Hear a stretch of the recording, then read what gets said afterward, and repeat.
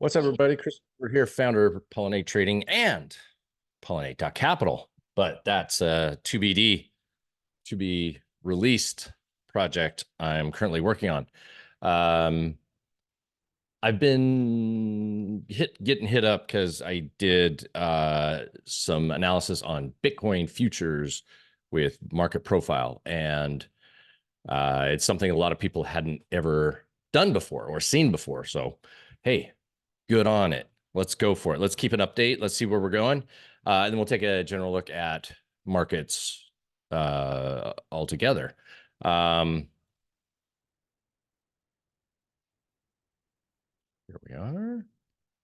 Okay, so this is currently a 15-day chart. So each candle here represents 15 days, so half a month, generally speaking.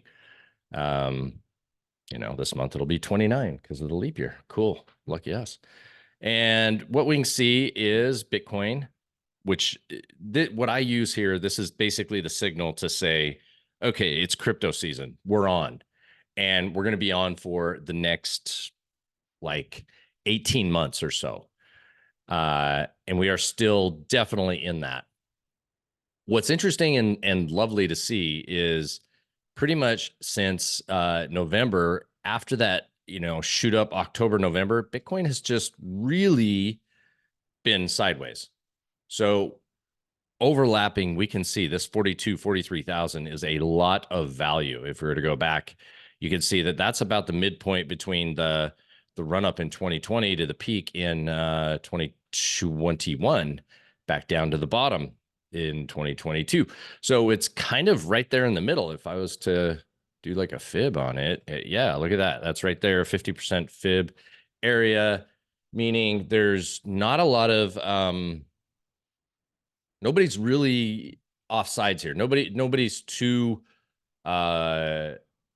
it's balanced. And if we had, volume, you would see the volume would most likely be pretty solid right in here. So that's interesting because, Bitcoin is the bellwether of crypto. And as crypto goes, pretty much what you want to see, if you want to see strength holding up in Bitcoin, because when it goes, like everything goes. But you also, if you're looking to trade altcoins and some of the other assets in the crypto space, where it's kind of like an individual asset, individual project can do big things, can just like rip out of nowhere. This is the sort of environment you want to see, just sideways consolidation. And the more we spend time here, the more people who made money on the run up are bored and start looking for other things, or, which actually is more likely the case, a lot of people are just kind of sitting in Bitcoin and they're not doing anything. And I'll tell you, it's quiet. It's quiet in crypto land compared to what it was just a month ago, maybe even, back in December. It's a heck of a lot quieter. People are hitting me up a heck of a lot less about, what's going on in crypto. And it's like, what's going on in markets? How's your family? Things like that. Whereas back in November, December timeframe, that's all anybody wanted to talk to me about. So that's, that's not very noticeable. Like I can't put a weight on that, how many people are actually interested or not. I can just say that it is very quiet compared to how it has been the last few months. So bull market's still on. Let's take a look down on, let's take a look at one of our members in the trading lab shared this with us. Basically, the Bitcoin price changed from pre-halving year lows. So every 4 years or so, the reward for solving the Bitcoin problem gets cut in half. And from the low to the post-halving highs, that is, so if we go and take the lowest date that something went down after a Bitcoin, after a crypto rally, you can see that the 2011 low was 747 days. So the absolute low to the peak was 747 days. The 2015 rally, it looks like. I'm colorblind, so I'm just kind of guessing at these. Uh, was about 1,000 days. It looks like the 2019 low was another 1,000 days. And currently over here at the 2023 low, we are under 400 days. So it's 1/3 of the way through the cycle. Now that matches up with my research as well, but here we are. I'm going to go ahead and take a look at Bitcoin liquidation. And in other words, where's all the stops? So if you're short, there's $223 million worth of stops that could be liquidated here at 43,600. And on the downside, at 42,000, we have 203. So there's $500 million of leverage to be stopped there. Now, something a little more interesting is we also have another 200 million, another 136 million. So we've got, let's say 150, 200. So is that 500 million, almost $1 billion of stops up here to be potentially liquidated in Bitcoin futures. I'm going to take a look at the model too. I've not really ever had a chance to look at that one. Actually, I just noticed it. Let's see if it shows. Okay, so it's a little bit more. Okay, so this one says, yeah, this looks like there is a whole $1 billion below 44,000. So if this thing goes and starts taking out, it looks like 4,000. And this, I assume this is like the spot price, not the futures price. Maybe, who knows where it is. But somewhere up in there, we have the ability to, if this thing starts to get running, it has the ability to really start taken off. So it's 43,367. So that's about $200 higher from here. 43.3, 43.5, and the spot price is 43.1 on. Let's do PTs. No, let's stick with Bitstamp there. That's fine. So what that tells me is that all it has to do is rally about 200 Bitcoin points, and we start potentially cascading this stuff higher. That's what you want. You basically want a lot of people taking short bets, or bets in the opposite direction that you're in, where stops are going to get triggered and start running. And so that's very interesting to me. And it's kind of a ways down, 42,000. So 1,000 points lower before we start getting into the big liquidation down in those levels on Bitcoin. So take it for what it is. That's interesting. So let's get to the thing that everybody was really loving. And we traded Bitcoin off the lows. Let me turn this on and I'll turn this off real quick. And we can see that this would have been the ETF high up here, ETF high. And then this is a value weighted average price, a VWAP. So basically, the average price of Bitcoin from this period is about 40 to 43,000. Now, remember, this is the futures. So there's a couple $100 in premium versus the price levels that I just talked about on spot. I won't get into that too much, but this is Bitcoin futures, CME contract, the stuff that if you're trading a regular old futures account, this is the one that you would be trading in your CME. It stops trading on Friday afternoon and starts again on Sunday. It closes for about 2 hours every afternoon. And I would say it's done a really good job of like bringing the market into, for lack of a better word, kind of turned the weekends off. So the last, it's been a while, but pretty much the US session is the most important session, the most active session in crypto right now, which is a change. It has been very active in Asia historically, and other time zones. But now so much of the action in crypto tends to happen in US hours. And so Well, that's great for me. Finally, I can sleep a little bit better at night. Uh, what we're looking at here is basically this was the gap up in December. So it gapped up from 40,500 to 41,300 and took off up into the CME, or I'm sorry, the Bitcoin ETF launch, and then slammed down, and it came down into that same area. It came down into this, fill this gap. You can see it banged around in here, spiked down into some support in here, found it, and then buyers came in. This is where we got in. This is where the last time I did this video, the analysis on Bitcoin, we were buying down in here because I walked through everything that happened to get to that point, and something changed. And it was just obvious to me that everybody was expecting 35,000, 33,000. It was just all anybody was talking about.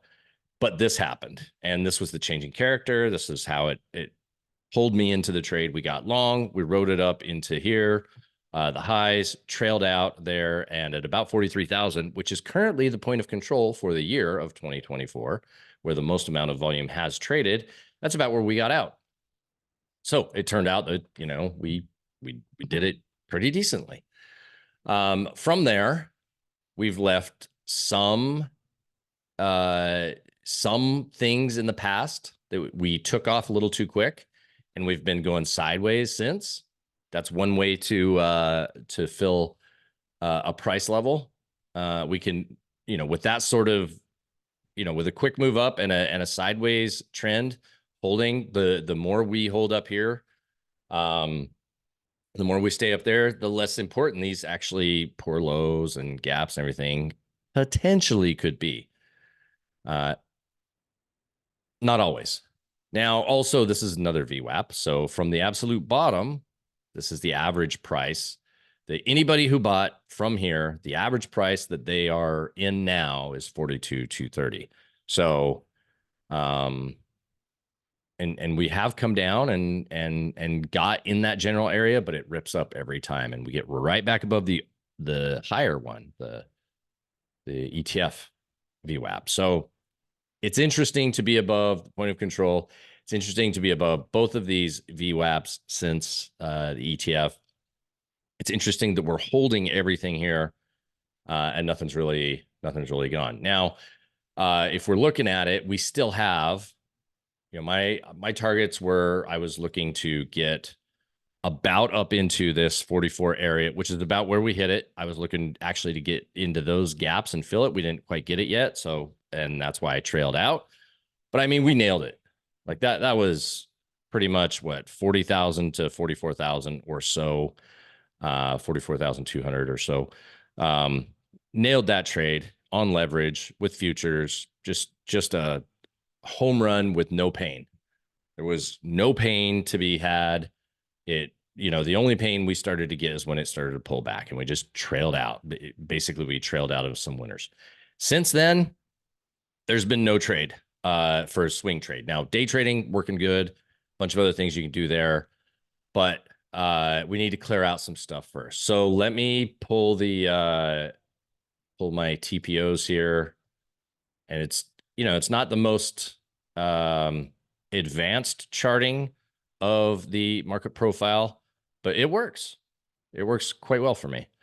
I like simple, and it keeps it pretty simple. So first thing I want to know is that we have this big gap that was taken out from 40,500 up to 41,200.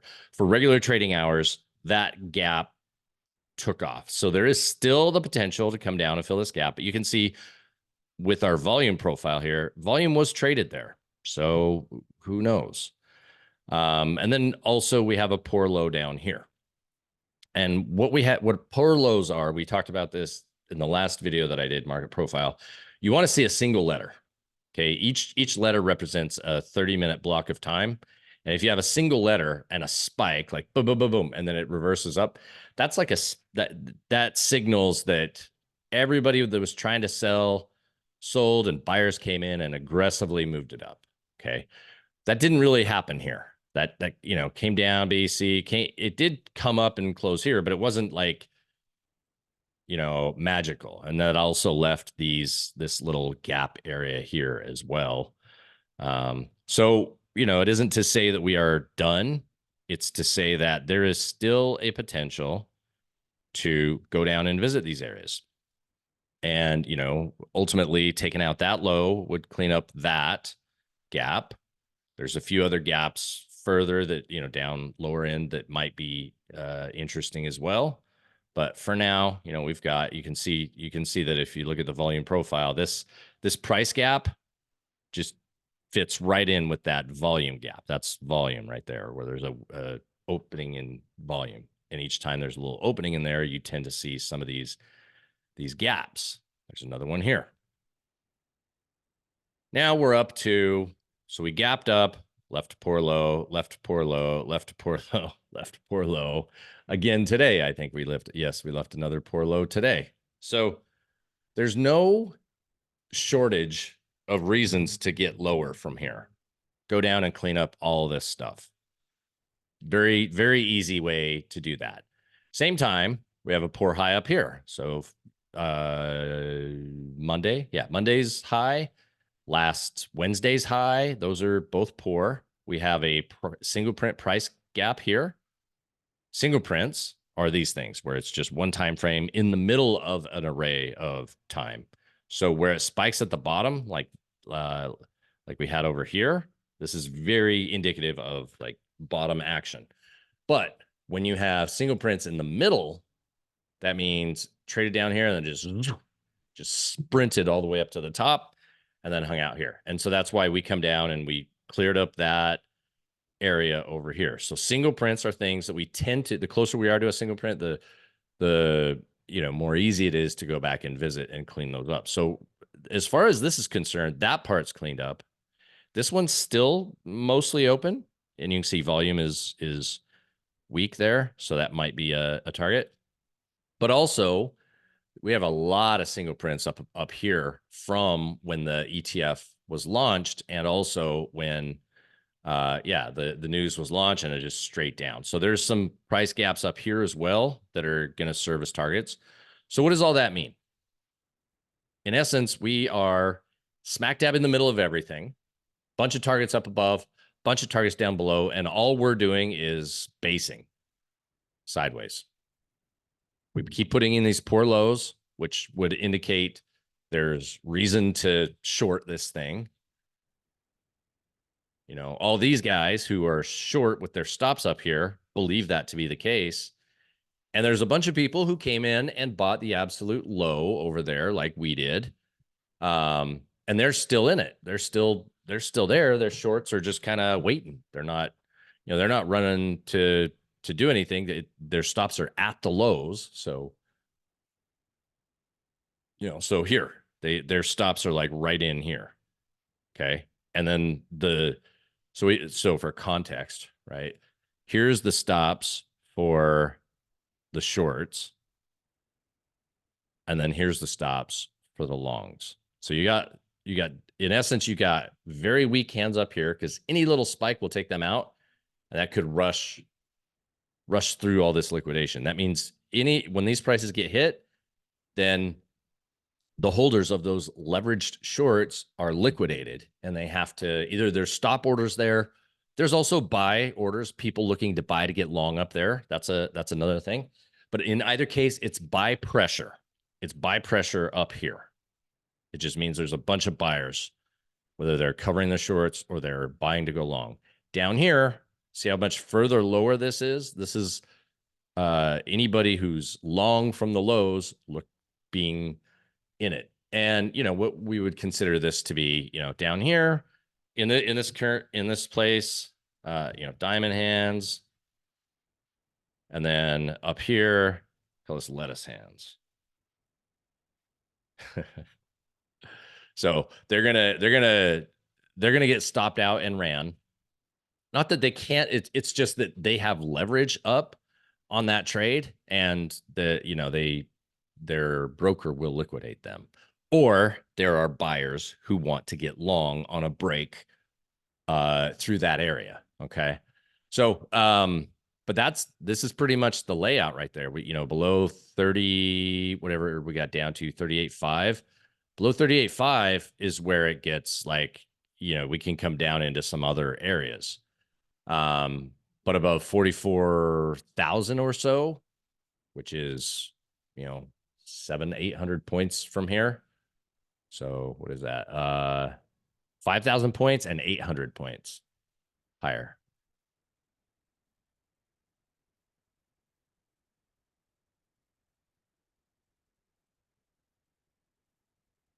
And I'm only kind of joking on the fact that they're diamond hands down here, because it's just, the only reason they're diamond hands is because they're not going to sell all through here. They're not going to be forced to sell all through here. Like these guys will be forced to buy up here. So that's no statement on their belief of Bitcoin or anything, just where leverage is at. So if we were to, look at an overlap right now, this is the most volume we've had all year long. We're a month into it. So whatever, it's about 43,000. And we have overlapping days of price 1, 2, 3, 4, 5, 6, 7 days of price hanging out here. Interesting to note. I want to continue to point out the how these like wedge into each other. You can see that on Monday there was pretty much opened and hung out, and then dipped hard. And so there was a single print, all the way down into 43,000 or so, from 43,500. So a 500 point single print, kind of a gap where there was unfinished business. Somebody needed to get in there and buy, sell, do business. There's volume to be had here. And if you look left, that's kind of where a lot of the volume really has been for the past, over the week. And so with this gap in time trades going on there, you can see that the majority of it happened in that area today. That's where the majority of price hung out and continues to hang out. So we'll likely have a new point of control tomorrow. If we continue to trade up in this area, which just means that the point of control is rising, and that's a bullish scenario. And of course, that's what you want to see. But as always, like we still have all this stuff down here that's waiting to get taken. Just because it's waiting to get taken, just because there's a bunch of reasons for it to get taken, doesn't mean it gets taken. Now, there's no catalysts at the moment, right? The ETF is done. The next big catalyst that we're thinking about for Bitcoin is the halving in late April 25th, I think, of 2024. That's generally the big thing in Bitcoin that everybody's kind of just either waiting for or positioning ahead of. And now that we know about the halving cycles and all those sort of things, we want to, a lot of people are front running that sort of stuff. And that might be why we did this run here. Who knows? There is, however, on February 8th, today's the 6th, so on Thursday, Genesis has 1.6 in bankruptcy court on Thursday. They have 1.6 billion of GBTC, and they are requesting approval to sell $1.6 billion of GBTC, the Bitcoin Trust ETF, grayscales, which has been all the drama for the last few weeks. This ETF, high fee ETF, where all the money was coming out of and rolling around. So the question is, are the inflows of Bitcoin, because that's been the story since the bottom over here, where the daily inflows of Bitcoin were bigger than the selling of Bitcoin, the grayscale ETF. Once everybody realized that, oh, people are buying more than's being sold, and okay, it's people aren't scared about Bitcoin the way that everybody was kind of thinking that they were, and so that kind of caused this rally. That was a big narrative behind will cause this rally. And here we are. Now we're waiting for the Genesis court case on Thursday. Who knows what that's going to, they may get approval to sell.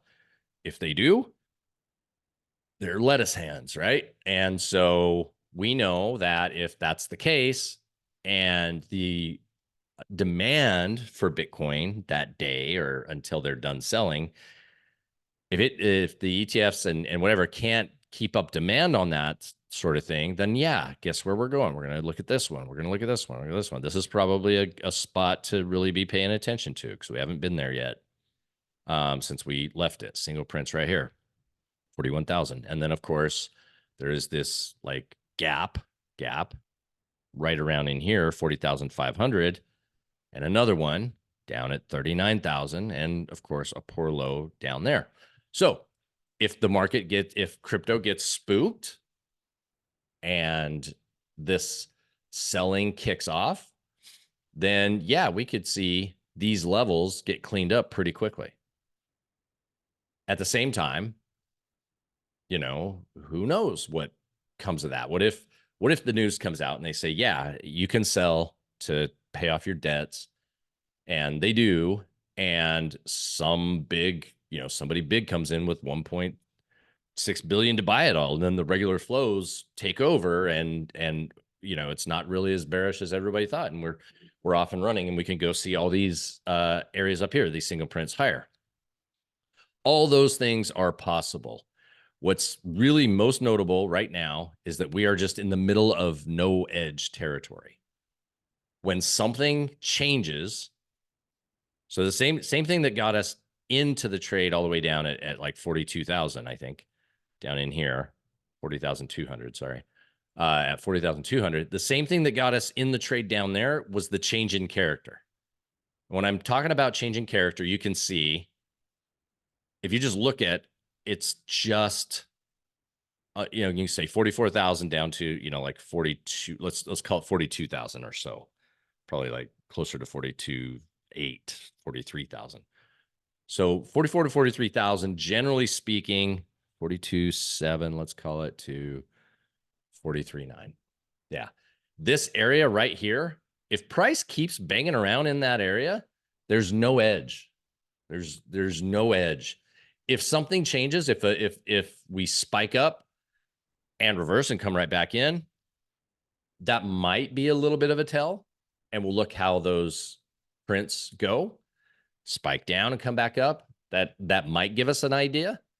So we'll just want to look at that structure when it happens. At the moment, the only thing that is in my mind really all that of a tell, and it's not the best way to do it, but it's kind of this little, wedge where, price declines as it comes to it. And the great thing about these crypto type products is they all change. They trade fairly easily, fairly well. Like there's not a lot of tomfoolery with the way that people trade on technical analysis and things. So that's kind of nice. You don't have as much manipulation and as many participants as you do like on, say, the S&P 500 and things like that. So one of the reasons why I absolutely love trading the Ethereum ones, cocoa, sugar, some of these more obscure symbols. So as we head into it, let me take a look at, that's not the one. Let's take a look at where the market currently is. This is basically the last about 24 hours. And we can see that Solana and Bitcoin are kind of at the same place. Solana had an outage this morning, which they haven't had in 345 days, I think, something like that. This is their first outage, and people were really scared. But since then, it's come right back up and gone higher now, back above 100, I believe, or right at around 100 per Solana. And then we look at, Bitcoin's about the same. Then if we look at total 3, which is the total market without Bitcoin, without Ethereum, without USDC, and without USDT, so the altcoin market is not nearly as good as Bitcoin, pretty much at the, about right there's it. It's down. And Ethereum itself is up. So right now, I think what happened with this Solana scenario, people were really excited about Solana. It's been great. It's been doing a lot of things. And Ethereum just didn't go down, hasn't gone down, hasn't had the issue that Solana had. And so I think some people who were a little bit more aggressive on the future of Solana were kind of scared today. And so they moved. It looks like there was a move into Ethereum. And so the thing about Ethereum is what Solana has just in Solana, Ethereum has out, pushed it out to, they handle the network and security of the network. And then all the other different projects that are built on Ethereum do things like, oh, you need a fast blockchain. Here's how we do that. You need a secure blockchain. You need one for, microtransactions, whatever it is. So they have all these different ones around it. So the whole ecosystem around Ethereum is different. And, maybe that's causing a little bit of fun today. Again, it's really flat in this. We got our crypto group. We got our buy signal this past week, and we've been nibbling into some of the names. Last thing to see, this is 5 days or so. You can see that things are kind of just sideways. We had Numerai, which kind of had a big ripper yesterday, is kind of coming back in. And then today there was Monero, which is a privacy coin, was delisted from the let's take a look. All right. Ooh, come on, fingers. You can see it was delisted from Binance today. It was trading at 165. Then the news came out, bam, straight down to 100. So that's what you see, this one going straight down right here. That's Monero. Let's take a look. XMR right there. For the most part, not a lot moving. We got Lisk, we got Metis. Let's take a look at Metis.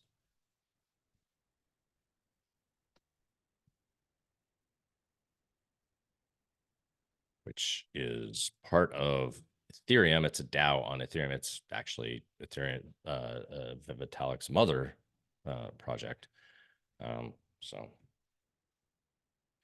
anyway, that's the world as we see it. I'll probably do an S&P one later this week, maybe tomorrow or something, because there is a little bit of a setup going on in the S&P 500. So we'll get into that one. All right, everybody. Like, subscribe. If you want to join us, pollinatetrading.com/lab. And I will catch you guys later.